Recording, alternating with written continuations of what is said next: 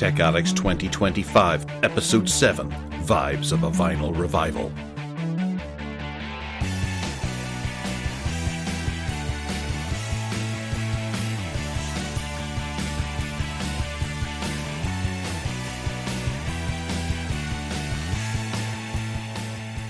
This week, a scam from YouTube that's not from YouTube. John Lewis selling vinyl records. A cute new portable turntable arrives. The Retroid Flip 2 looks flippin' fantastic. And is Samsung being naughty with the One UI 7 update?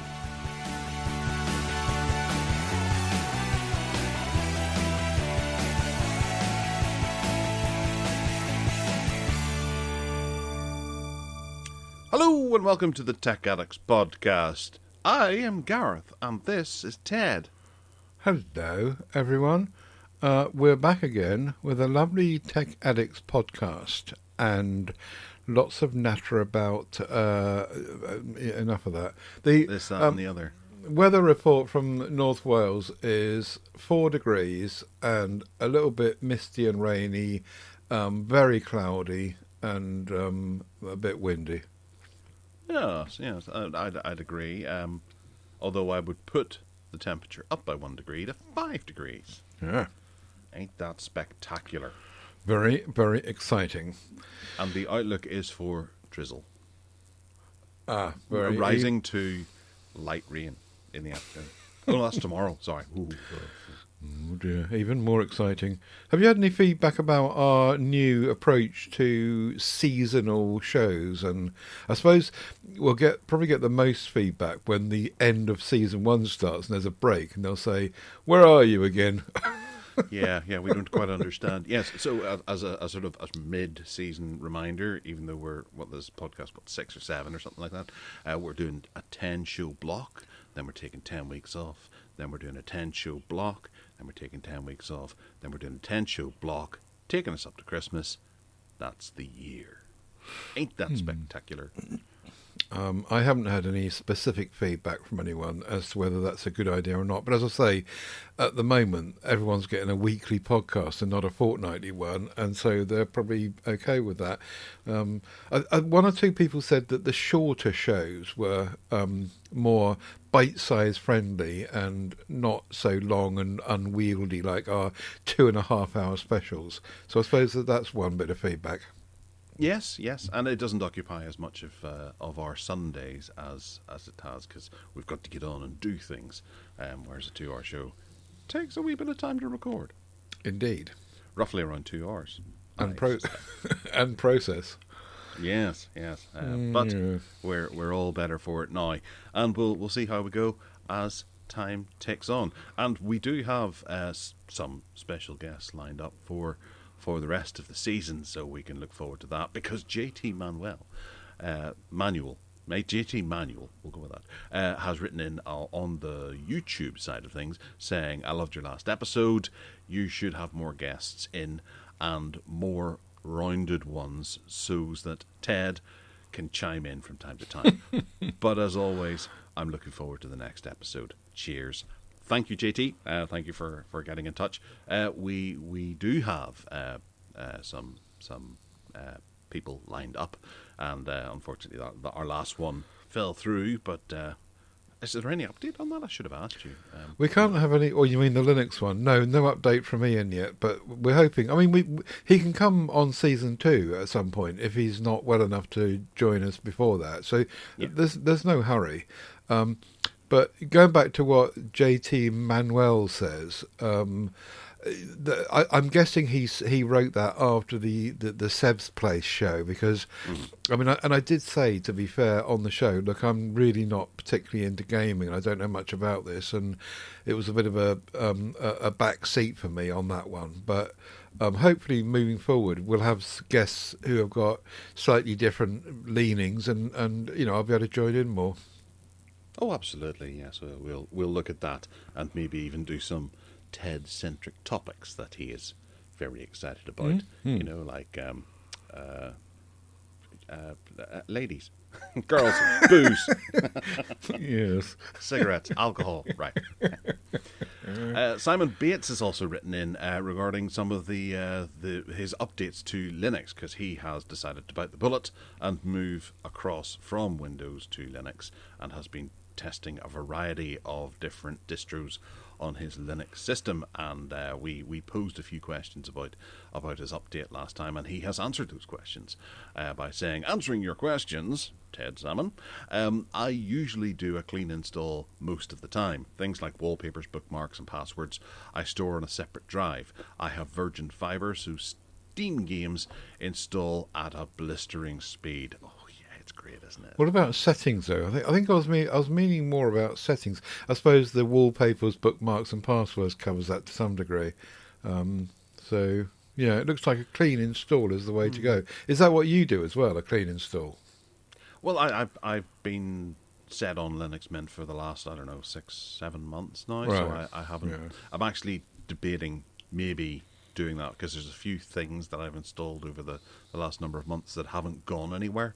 Maybe I've been trying to rectify something and taken a passage or a path to fix something, and then gone, oh, hang on a second, no, I can do it with this.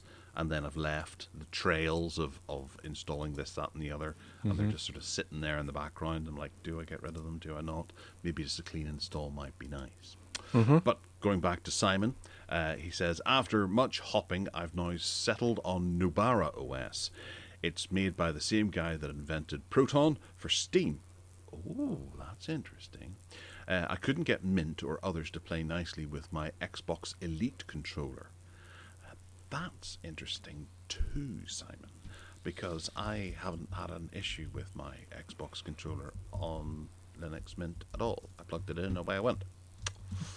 And also the PS5 controller was the same, I think, wasn't it? Yes. It's been a while since I tried that, because it's back down in the house, connected to the PS5, where it should be. But Nubara, I'll have to investigate that, and if it's by the guy who did Proton, then it's got to be of higher, of good standards. Ted, is that all Greek to you? What's Proton? It's a compatibility thing that kind of gets Steam games to run on Linux. Oh, okay. And in many cases, they run slightly better than they do on Windows, because there's less demanding stuff going on in the background. Okay. I almost reinstalled Steam this week, and I went to their website and I thought, do I want to reinstall Steam again? And I logged in, so I've still got my account, and I started looking through all the games, and I just couldn't. Same as before, really. I can't find any games that I'm interested in playing. And my thinking was that, actually, and we'll come to this in a minute in the news probably, that if I've got a piece of hardware, not sitting in front of my computer, but a gaming machine in my hands, I think I'm more likely, particularly if it's a platformer kind of Mario type thing, I'm more likely to want to play a game if it's in my hand and not if it's on my computer screen. The computer to me is not for gaming; it's for other stuff, for productivity stuff, not for mucking about. Yeah, I do agree. However, I'm with what I touched on before in the banter section last time about my Windows XP machine. I'm going back and I'm revisiting some of the games that I played on the PlayStation 1 and trying them out in the PC. Yeah. And I'm just realizing how much bigger and better they are on the computer than they were on the games console.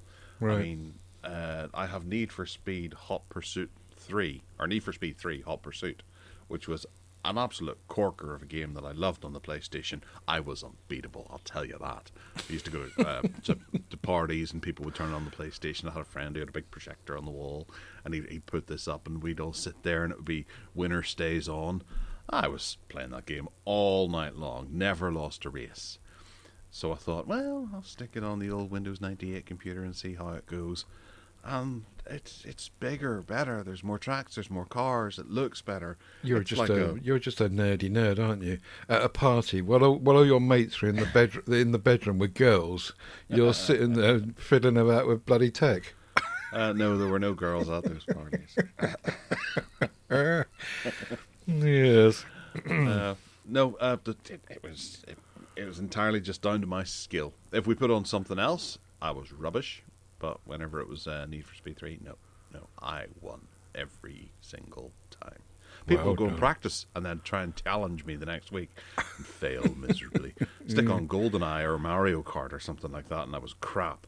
But no, that was my crowning moment. And any girls that were there would obviously put their hands up to their cheek and go, "Oh my word!" and be He's so very cool. impressed. He's dreamy.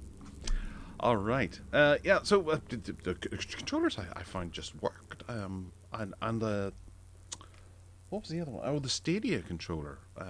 It worked too after I converted it to Bluetooth Oh yeah. using Google's thing. So I haven't had any controller issues. Although I don't use controllers. I prefer gaming keyboards. But for the odd sort of side-scrolling platform game and things like that, I'll whip out a controller and give it a good bash. Mm. Yeah, so there we go. Thanks, Simon, for updating us on that. And Ted, have you touched Linux since you installed it, or have you been a naughty boy and just sat there with Windows all week? I have turned it on, and I had a play about with it, and then I turned it off again. Wow, that's the Yeah. kind of thing that people come here for. Those sorts of updates, yeah. There's nothing. Imagine doing that in a phone show. You've got a phone review, and you right, okay, I've got the new Apple here. I turned it on, and then I turned it off again. I don't know. What I like about playing about with Linux Mint is that it's new and fresh and different, and it does things in different ways. It's like novelty value, but ultimately, and I posted a post this morning on the MeWe group about this, is that I like Windows, and I completely understand why everyone is kind of on this Linux kick, and it's the kind of thing of the moment, in our circles anyway, and I get all that, but I do like Windows. I was I was posting in the group about Windhawk, about this bunch of utilities that I think I've spoken about before on the show, which, you know, to some degree emulate the kind of user, the community involvement that you get with, you know, for example, Elgato Stream Deck and certainly in Linux communities. And those tools are there if you look for them in Windows, and I just like Windows. I know how Windows works, and it doesn't feel like having to start something new. But I'm not giving up. I will go back to it. I promise. Yes, you'd better. But, yeah. All right, well, moving into the news, because we've got a few topics that we need to discuss. And the first one comes with a warning to watch out in your inbox for emails from YouTube asking for you to watch a private video.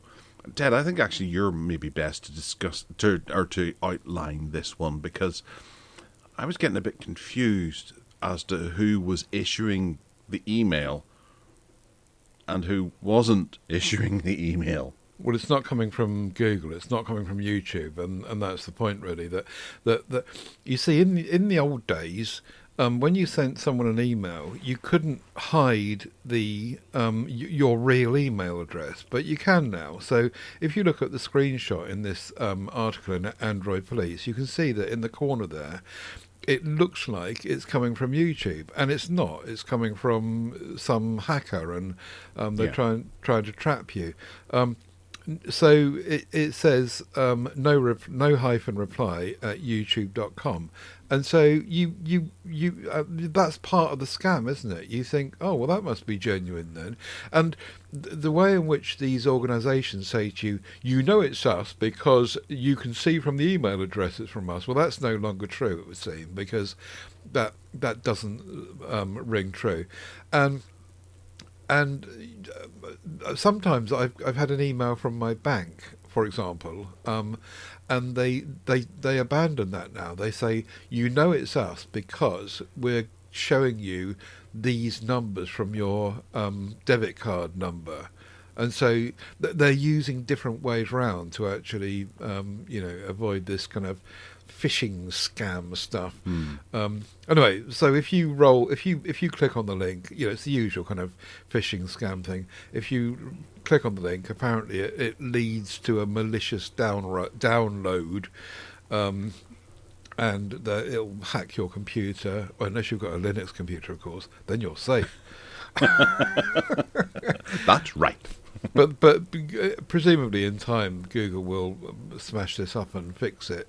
And I also saw a story this week about I can't remember what they're called. These people that they're offered bounties on finding things wrong, and some guy this week got $80,000, I think it was, from Google for finding a hole in the system which they were able to patch. And apparently there are people out there that kind of do that for a living. They're so clever that they just they get bounties from organisations by doing that. That's very smart, isn't it?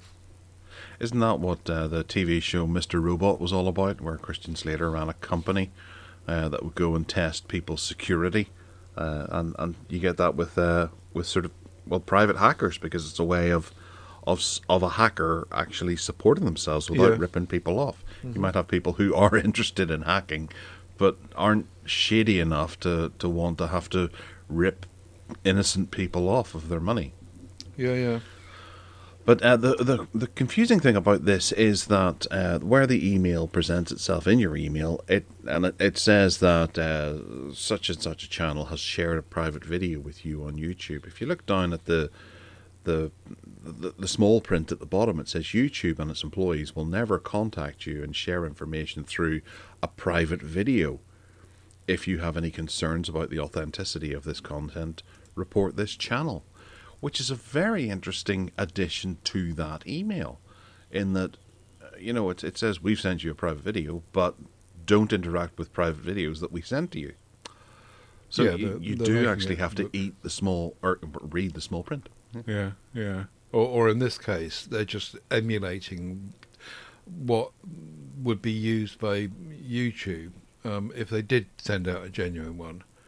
So, but you know what this could actually have, what the benefits of this could be, is that as spam rises, you'll get companies stop sending out as many emails as they used to, where you get YouTube notifying you of this, that, and the other, or various different companies sending you emails. It's just going to be the point where all emails that come in, unless you're expecting it, is going to be some kind of spam nonsense, because every other company is going to contact you through the notification on the app system on your phone, which would be so much better. Yeah, I still think that you've got to be quite. I suppose there are people who are not tech savvy, that's the thing, and nobody that's listening to this is going to get caught by this, I've no doubt at all, but many people will. They will, yeah. It's deeply saddening, and it's unfair. A lot of people don't know that they're infected by something, and we could be infected right now, but we just don't realise it could be sitting there dormant in the background until such a day that they decide to act on it. But you can't stop it. All your information might already be out there with someone who's ready to pounce at a moment's notice and apply for money on your behalf. Yeah, you got to hope that you're not interesting enough as a target. Yeah, and I guess that's where we are. We're safe in anonymity. Yes. Where there's millions of people's information out there, and you might not get picked. Yeah. You're more likely to win the lottery than you are to get picked. Yeah, particularly if they do a search on your credit rating and it's really bad. Yeah, I suppose that helps you as well. Yeah, go rack up some debt. Yeah. All right, moving on to John Lewis. John Lewis have changed, not changed, but they've adopted a new sales strategy in that they're going to start selling vinyl records this month. Yay! Which is pretty fantastic, seeing physical media arriving into a big store like that. At a point whenever you hear that various different American stores like Best Buy and Walmart and things like that are stopping carrying physical media. We've got one of the biggest UK ones, not that we have one here in Northern Ireland, I might note, carrying new records. So, Ted, are you going to be rocking up to your local John Lewis? How far away is your nearest one? I think it's probably in Chester, which is, a train ride for me. So it's unlikely. We do have a really nice little second-hand record shop in Rill, which is just down the road from me, and that's really nice. But look at this whole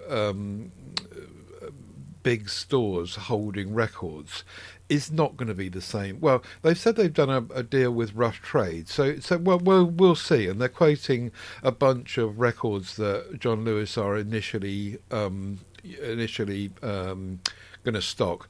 And yeah, okay, they might be a bit interesting to some audiences, but the history of big organisations like Tesco, for example, or Asda, or supermarkets stocking vinyl LPs is that they all follow a completely standard pattern of the top ones that are the most popular, not the drill down. I mean, look at that photograph in this article at What Hi-Fi of that shop. That's not a John Lewis. That's a Rough Trade outlet, which is that's the kind of record shop which is just brilliant to go and browse around. Oh, it's amazing to just do that, and it's so nostalgic. And they've even put a record in the front of the frame there of Ziggy Stardust. What could be better? But yeah, that picture fills me with so much nostalgia. But anyway, yeah, I think the point is that it would be great if John Lewis were to stock a whole bunch of interesting and different stuff, and not just mainstream popular stuff like Michael Jackson's Thriller, because so many people are likely to buy that, and instead of something really obscure like Ian Hunter, Mott the Hoople, or whatever. That's the second time we've mentioned him this week. True. Yeah. The other time was on our Projector Room podcast in the week, incidentally. But yes, I'm very excited about vinyl LPs, and we were talking before the show about possibly getting a guest on somewhere down the line where we can talk about vinyl and tapes and the resurgence of older audio, including hardware as well. So we'll see about that. Well, the one thing the big positive here is that getting a big retailer like this that actually starts trading in the A-list records, it does inspire people to then go out and open up the Rough Trader types thing, the second-hand shop and all that kind of stuff that has the B-list. Because if you see the prices of the A-list, then there's always going to be a B-list for people to be going in and grabbing stuff at a more reasonable price. Mm-hmm. And there's going to be a second-hand market and all that, and it starts to flourish from there. And that's always been the way whenever it comes to even games, PlayStation or whatever. When the PS5 comes out, the second-hand games market carries on, and you've got the likes of CEX and things like that kind of capitalise on that. So you'll get CEX starting to do these, and then you'll get the independent ones because people have their gear, people go out and buy the gear, and they want something else to listen to, not just a big expensive £40 copy of Michael Jackson's Bad. Yeah. And that's the other thing, is that the price of new vinyl is going up. That that there's no question at all. Well, I mean, the price of everything's going up, but vinyl is just getting a bit out of hand, really. It started off being like 10, 12, 15 quid, and now you're looking at 25, 30, 35 quid for even just quite ordinary cuts.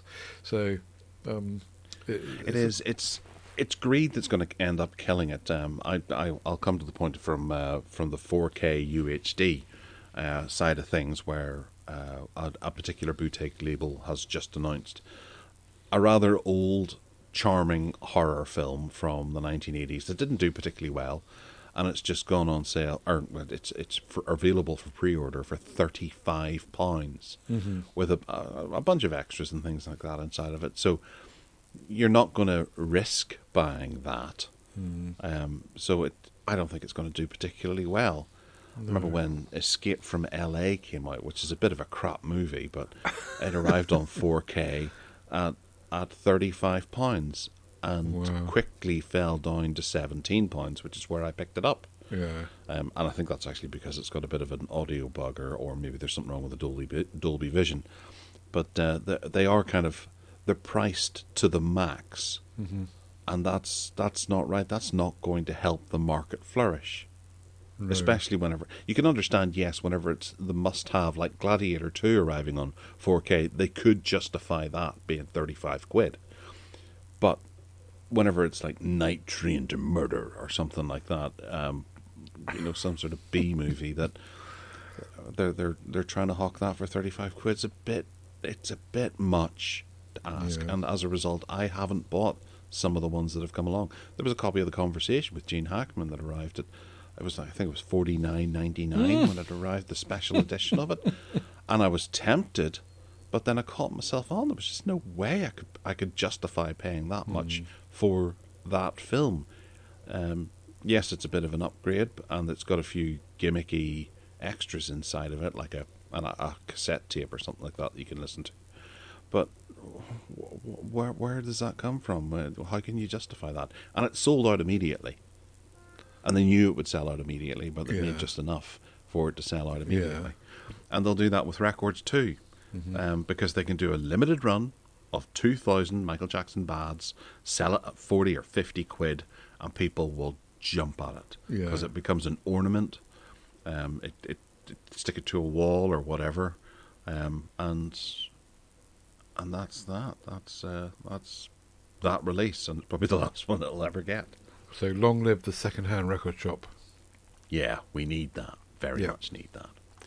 Speaking of records, we'll carry on with a bonkers new pocket turntable that has a bit of an influence from the retro IMAX, and it's also got a radio tuner built into it as well. Ted, I think this is something that you're going to get salvi about.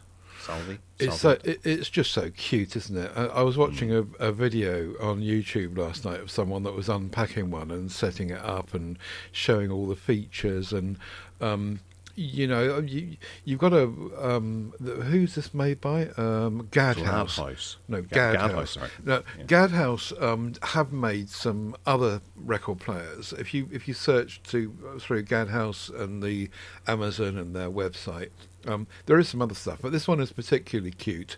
Because it's got all sorts of other functions on it, modern functions, like, for example, recording onto memory cards and USB sticks, and you can also send Bluetooth to it, and you can plug in auxiliary inputs to it. The speakers apparently are not bad, but if you don't like the speakers, you can plug out to via RCA jacks to an audio system of some sort.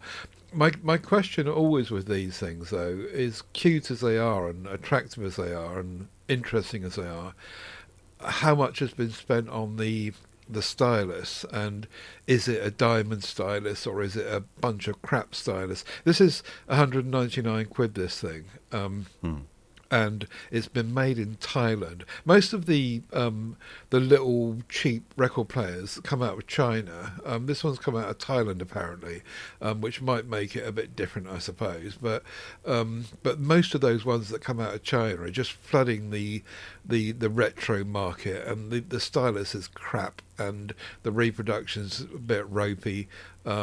And you've got to be a bit careful, I think, when you're thinking about stuff like this. But it's really, really cute. 199 quid with some modern stuff going on with it. Lots of controls and knobs and dials and buttons, and very nice. It's a shame that the platter's so small. I suppose if you're trying to make the thing physically small, you haven't got much choice. But the platter being smaller than an LP record is not very good for the record, really. But yeah, you can't odds that. It's a dinky little thing to presumably sell to kids or teenagers or whatever. I don't know. Any thoughts? Well, I'm plundering through their website because I had a look earlier and I wasn't able to ascertain whether or not this was belt driven or direct drive. I imagine from the price it's going to be belt driven, but given the size, there's a possibility that it could be direct drive, wouldn't it? It uses a smaller footprint, doesn't it? Direct drive.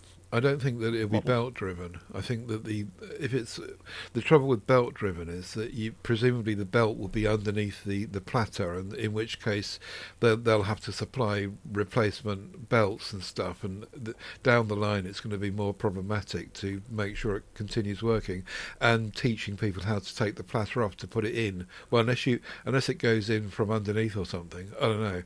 But I would have thought that it would be direct myself. Yeah, but they're usually a lot more expensive, aren't they? I thought that was kind of level these days. Although, to be fair, my belt-driven project turntable was cheaper than the other one. So, yeah, maybe you're right. Yeah. Yeah, I can't find that information as to what it is. If you happen to know, do get in touch and let us know. And there's a radio in it as well. I forgot to mention that. It's got a radio in it, presumably an FM radio. But it's like bringing back the music centre, really. The 1970s music centre, which we all had in our Jerry and Margot 1970s suburbia lounges. Well, it's got vinyl, it's got Bluetooth 5.3 built into it, an FM radio, and a USB/SD player and recorder. It uses USB Type-C 5-volt power supply. It's got a Gadhouse G cartridge, dual headphone jack, and built-in speakers. There's no information as to what those speakers seem to be, but you can buy some accessories in that you can buy a limited edition slip mat, a moving magnet cartridge, a 45 rev per minute 7-inch LP adapter, and some stickers. Very cute, very nice for someone with 200 quid. For kids who want to go out and get a wee record player that they can take with them wherever they're going. Well, not wherever they're going, but if they're going to a party, they can take this with them and have some music on the go, or sitting in the park and want to. You're going to take your records as well. That's true. Yes, well, you can take your SD card. Oh, yeah, that kind of defeats the purpose. I'm not sure if you can play stuff from the SD card or whether it's just for recording purposes. But yes. No, it did. I think I said there it was play and record. Oh, was it? Oh, sorry. Right. Okay. Yeah. Anyway, it's very cute, and you can get it in different colours as well. Yeah, lovely. All right, next up is another good name that we trust in the world of gaming, and that is Retroid. They've announced their new Nintendo DS inspired gaming handheld. In that this is a clamshell, I suppose would be the term for this, and it's the Retroid Flip 2. This is a rather nice looking device for you to take with you, with twin sticks and a nice D-pad on the left. I don't know if that layout appeals to Mr. Ted Salmon. I can't remember which way he likes it around, but I don't think it's that. Maybe it is. I think the I think that the A, B, X, Y buttons should be at the top. So the joysticks should be lower down, I think, because. Well, you see, I'm trying to just make it like a Nintendo device, and if they're emulating one of those, then you would think that they do the same thing. You know, a DS style would indicate that the buttons are at the top. Anyway, apart from that, I think it's quite a cute little thing, very nice. In the picture, which has been the press release, I gather, in the top right-hand corner, kind of behind some Silk Cut stuff. You remember Silk Cut? They were my fags for a while. Anyway, Silk Cut, yes, of course. Yeah. Silk Cut adverts. For American listeners, that's cigarettes. Oh yeah, sorry.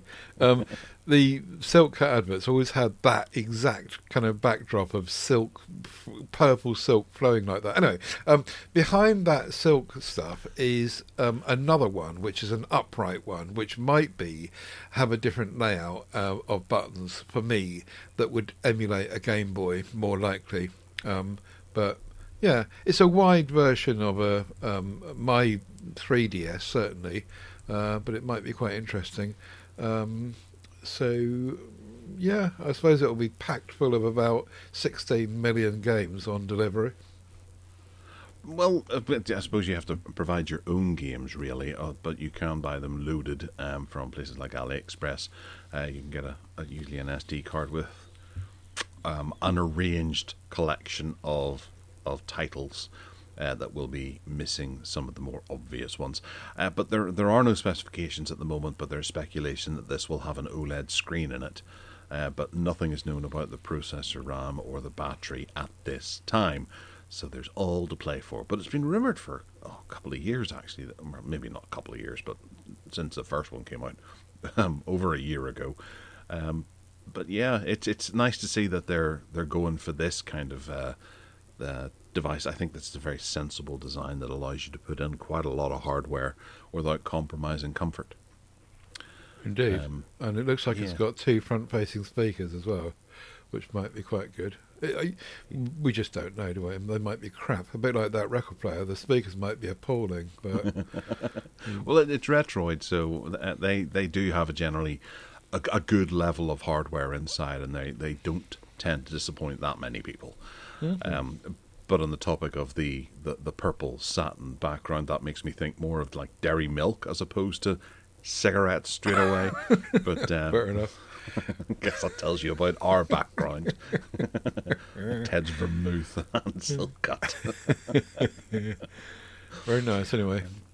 Yeah. So next up we have the Sugar Cubes N97 Elite Gaming Handheld, which is a really good-looking Snapdragon 855 rocking gaming machine that it's difficult to describe how this actually folds out. I suppose it's like the N97 or the HTC Touch Pro 2, I think, did this, where it slides back to reveal a keyboard and then the screen tilts up so you can see the screen. And it's an interesting idea. I don't know that it's going to be terribly comfortable to play, but given the look of it, I think a lot of people are going to be quite taken by this. It only has a rounded D-pad on one side, and there seems to be another D-pad in the middle with the 4 buttons on the right. So it's missing the sticks, per se, or the Joy-Cons and the Joy-Pads and things like that you might expect from a bigger, better jobby. And given that it's got a Snapdragon 855 inside of it, with 12 gigabytes of RAM and a 512 gigabyte storage limit, this isn't just going to be designed for NES and Master System games or Game Boy and Game Gear games. The screen is also a bit of a funky size as well for being able to play on the go. So I'm a bit concerned as to what actually we're going to see arrive on this, or if it's going to arrive at all, because it sells for about $205, which in British pounds is about £205. Ted, can you think of what might be expected from this? I think it's just more retro, isn't it? It's certainly an interesting, different design to your normal clamshell, and it does emulate the Nokia N97 for sure, where it slides out and back and up and sits facing you, and on the move that is going to be quite a comfortable position, I suppose. What I don't like though is that left hand controller, whatever it's called, which is not a stick. Now it's going to be really difficult to put a stick there because the thing closes up on itself. So I'm not sure if that's really likely to be possible. I suppose they could have a mechanism whereby when it's open, you then press down and it pushes out a stick or something. The controllers, though, apart from the A, B, X, Y buttons, look as though they're just a bit kind of clunky, and the whole machine, the whole device, is really chunky. It's really fat, and I'm not sure. I can't see. Oh yes, I can see it in someone's hands. It's quite small, but it's quite chunky, and I'm not sure about that. The N97 Nokia was not chunky like that. It was very slim in relation to that. But the screen looks nice, and who knows? Again, it's something that you just got to get in your hand to see if it's any good or not, particularly if it's 200 quid.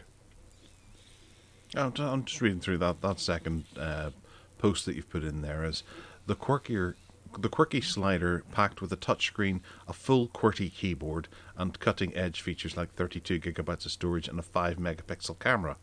No, that's the Nokia. That they're saying that's what the Nokia had. Yeah. Sorry.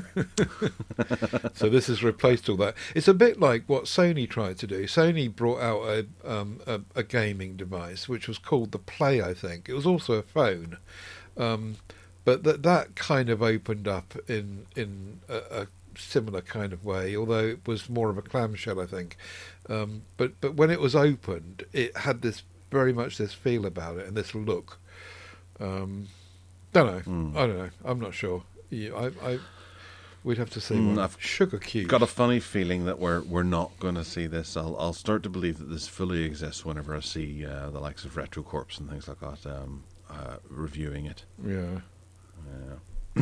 Otherwise, I'm going to put it down as vaporware because it looks too sexy to actually be practical. Okay. It's always the way of it. All right, one last bit of news that you've managed to slip in just at the end here, and it's about Samsung possibly not pushing out the Android 15 update until April, which might be bad, and allowing them a bit more time to sell S25s instead of upgrading S24s. The CADs. Yeah. Yeah, that's what they're after. So the word on the street is, from various journalists, is that Samsung are perfectly able and ready to go with the One UI 7 Android 15 for the S24 and even possibly the S23 range of phones, but they're just not. They're sitting on it because firstly they want to sell more S25 units, and there's talk now about also that skipping any developments of One UI 7 and jumping straight to One UI 8, because as we know, Google are going to roll out Android 16 in the summer, and it's going to be a really quick turnaround and change around. However, there's another school of thought kicking about, where it's Google's meddling with Samsung that is doing this. So Google, allegedly, according to some people, they suspect that Google are saying to Samsung, don't roll this out to S23, S24 owners yet, because there's all this AI stuff which S25 owners are using. And if it gets out to all of the rest of the stuff, it's going to flood our servers, and so our servers are going to take a huge hit from a huge more number of people using these new AI features, because as we know, Samsung revealed at their event recently that they're going to use Google's AI pretty much. There's a little bit of Bixby going on still, but most of it's going to be using Google's services. And so Google are saying to Samsung, hold on, let's just phase this out slowly, because our servers are going to get bombarded if you let all of these people that own these historic devices. So there are lots of kind of things being thrown about the One UI 7 and Android 15 thing with Samsung. Interesting to see, though, that while all this is happening, other developers of other OEMs of phones are sneaking in before them. So you've got OnePlus now that are up with Android 15, Sony even, believe it or not. Motorola are now on board with some of their devices, although there are some people complaining about the implementation of that. And even this week, I got an update on the HMD Skyline Android 15. So everyone's sneaking under the radar, getting it in there, when Samsung have been the ones that have always been next to Google, out there first, and well, not always, but in recent years. So yeah, I think there are some kind of questions about what's going on, and it just was probably worth mentioning. Well, I do wonder, didn't Samsung have a promise for everyone who was buying the S23 and S24 that there were going to be, what, 7 updates or 7 years worth of updates? Yeah, 7 years of I support. wonder how this impacts that. Is it like, well, we did do the update, we just didn't release it? Well, yeah, you could argue that, I suppose. The other thing about the 7 year support thing is that they didn't say 7 OS updates. They said 7 years of support. So that 7 years of support could be just security patches and not Even if actual that. OS. Yeah, I don't know. They were all playing with words, as were Google, incidentally. So Google, if they're rolling out 2 versions of the OS in 1 year, where does that put the 7 year promise that they made as well? Yeah. Yeah. It could be emotional support, they'll send you some tissues. Yes, any kind of support will do. Yeah, yeah. So, well, I did have a flick down on Android Police's website and had a look at some of the comments. And yeah, it's pitchforks for this, really, against Samsung. That's it for me. I'm moving to iPhone. I'm buying a Pixel. No way I can tolerate this. Oh, flipping heck, right? Okay. Samsung, you better sort this out before anarchy breaks out. Forget Ukraine and Gaza and all that. There's Samsung Gate is happening. Whew. There might be such an uproar that Samsung and Google get their heads around it. It depends how much of this makes it outside of the tech press, doesn't it? Because at the moment it's all tech press driven, and that's why we're seeing it. But if the public get hold of it, and also the fact that Samsung have shouted broadly about how great One UI 7 is, and they've shown it quite broadly, and they're basically shouting about it, and that the S23 and S24 ranges were given that long support. But as we said with the Pixel phones, it's not much good giving a phone long support if you're going to make features unique to the newer models, because users can't get them then. Anyway.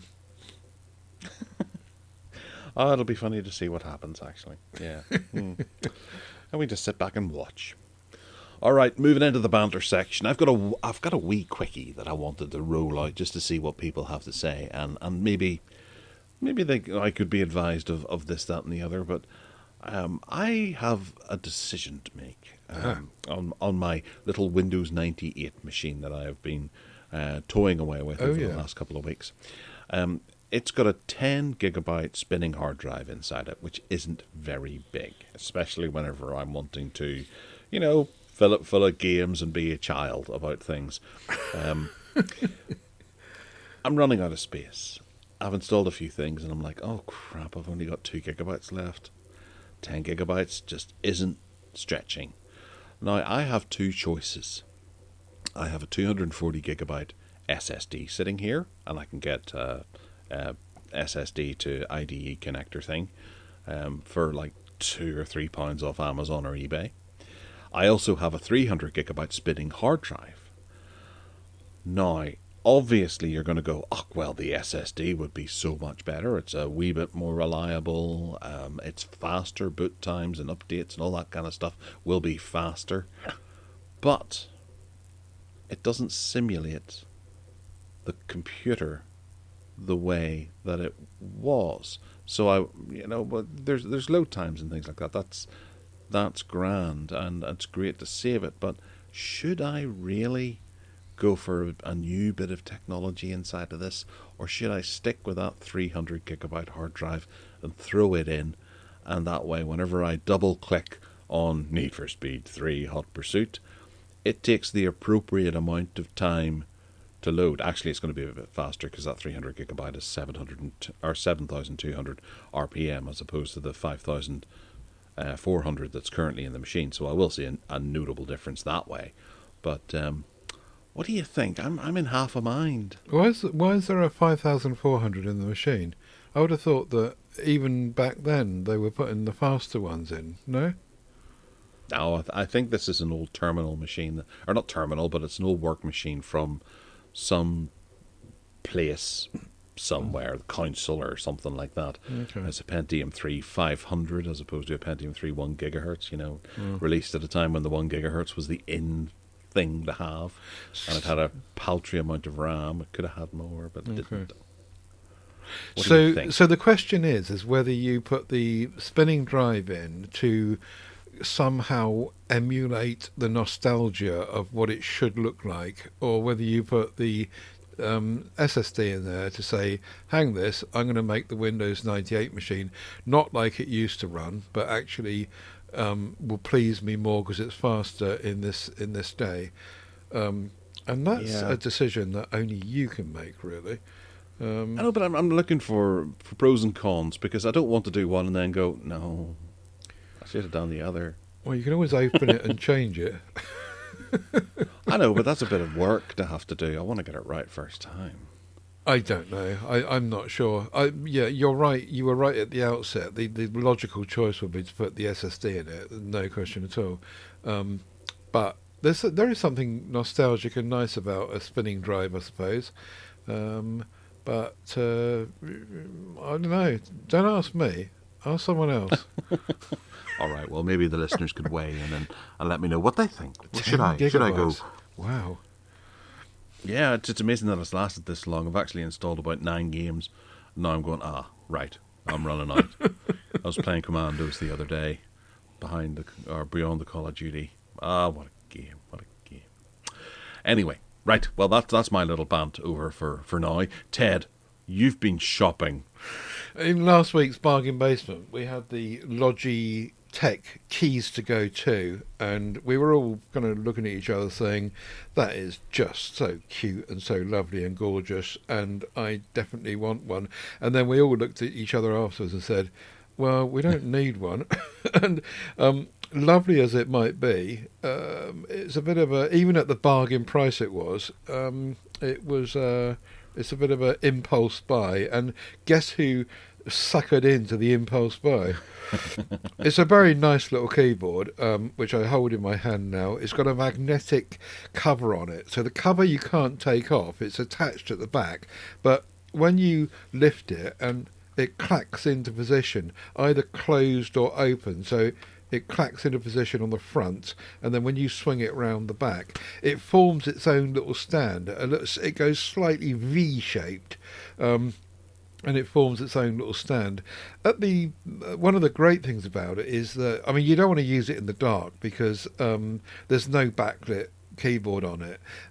But one of the good things about that is that it's got this little Torx screw thingy to undo, and it's got 2 button batteries in it, 2 CR2032s, I think it is, and you just slot them in, and apparently, according to Logitech, they'll last 3 years. Pairs up in the same way as other Logitech keyboards with 3 different devices. It's got this this hotkey thing where if you press function C, for example, it readies it to be used with Chrome, and if you press function G, I think it is, it readies it to work with Android. But actually, I've tried to use those hotkeys, and it doesn't seem to do anything. I really couldn't see any difference between, when it was changed to different modes. But maybe I've not looked deep enough into it. But it's really cute. The keys are really kind of clacky. The cursor keys in the bottom right-hand corner are really small, but then the whole thing is small as well. But the keys are nicely punchy and clacky. They're obviously chiclet-sized keys. The whole thing's really, really slim. Actually, I wonder if there's I didn't check that. I wonder if they've given you a screwdriver in the box. I bet they haven't. I'm going to open it and see. If they give me a screwdriver in the box to open that battery. No, they haven't. So if you did have one of these, you'd have to buy I think it's a T. Oh, blimey, I've fallen down now. You'd have to buy, I think it's a T5 Torx screw to get the to get the battery compartment open after 3 years. Initially, when you buy it, it's just got a tag which is stopping it connecting, so you just pull the tag out. So you don't need to get in there straight away. But in 3 years' time, will. Anyway, really nice. The bargain basement price was only on the white one, so it does look very Apple-like. I'd rather have had a black one, but there you go. Very nice. Well, yeah, it certainly looks at them. Maybe they didn't include the torque screwdriver because in 3 years you'd likely have lost it. Yeah, probably. But yeah, fortunately I have a Torx screwdriver, but most people probably wouldn't have, so they would have to get one. But anyway, in 3 years' time, everyone will be on to something else probably. That'll be chucked in the back of a drawer somewhere and then found in 10 years. Oh yeah, remember that? Awesome. Well, it's a good-looking keyboard, and I wish you many happy... I hope you use it, actually. We'll go with that. I hope you use it.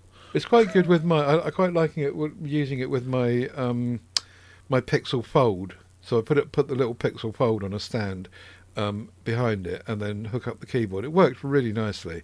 But yes, you clearly have got to have a use case for it, and probably we, as we said before, haven't. So, but I really like it. It's nice. Yeah. All right. Okay, Margin Basement, where we have cheapy things. And we're going to start out with one that I have purchased in the past, but this one's better. It's the Kingston Data Traveler 70. It's reduced in price from $7.99 down to $5.99 for the 128 gigabyte version. It's a flash drive that you shove into your computer and you transfer stuff, and then you take it out and you go to another one. Dead easy. Always useful to have a bunch of these around. I bought the 64 gigabyte ones whenever they were last on sale for like $5.99 a couple of years ago, and I still have all of them sitting here, and they're just my go-tos whenever I need a little bit of storage or I need to install something. 128 gigs would be even better, and for $5.99, that's a bargain. It's 2,000% bigger than your H hard drive in your Windows 98 machine. Yes, that's true. But it doesn't have USB Type-C on it, so it's useless. Yes. There's a cute little, talking of cute, as we seem to be this week, there's a cute little Anker Nano power bank thingy on Amazon, which I just linked to because it's £23 instead of £30, and it does look quite cute. It's only got 5,000 milliamp hours in the bank, but you can chuck it in a bag or something. It's pretty much only good for one charge of your phone, but for an emergency, keep it charged up, chuck it in your bag or your wallet or whatever. No, not your wallet, but your bag or a pocket. And it's got a fold-out USB-C connector, so when you're not using it, you can fold that away, and when you are using it, obviously you can plug it into the bottom of the phone, and it just sits nicely on the bottom of the phone, and it's got a charging port on the side, USB-C, and the usual kind of 4 LED lights to show you how much power's in it. But yeah, an emergency little power bank thingy for your bag or your pocket. That's bizarre. It's not letting me buy that. Oh. I can't add it to my basket. Oh dear. Oh, perhaps it's a Northern Ireland thing again, is it? I don't think so. Going into one of their other power banks, I could order. Oh no, that's the charging station thing is 107. Yeah, I can buy that. But yeah, maybe it is a battery thing for Northern Ireland. Oh, I've just realised it's an in-out as well. So the USB-C thing on the side, you could use that to power something if you wanted to charge something up. You don't have to use the folding USB-C. Yeah, very nice. Very cute, very nice. Lovely. All right, next up is a Western Digital 6TB My Passport Ultra. It's a portable external hard drive that is dropped in price from £156.24p down to £122.99p, which is very nice. It's got a nice green front to it as well. Yeah, you can swap that to black if you like, but I don't know that it's on sale. It isn't. It's just the green one. But it's a nice looking hard drive, and I imagine it'll suit people down to the ground. Perfect. And it's the self-powering one, so you don't Yes. need to power it, which is great. Very, very flexible. I've got 2 of these, but they're 5 terabytes each. It's a shame that they don't hike it up to about 10 terabytes. That'd be really useful. I don't think they can power that much. That would require No. an extra platter inside it. Yeah, sure. I do understand. There you go. Right, back to gaming now. And the Lenovo Legion Go has been reduced by 200 quid from 699.99 to 499 quid.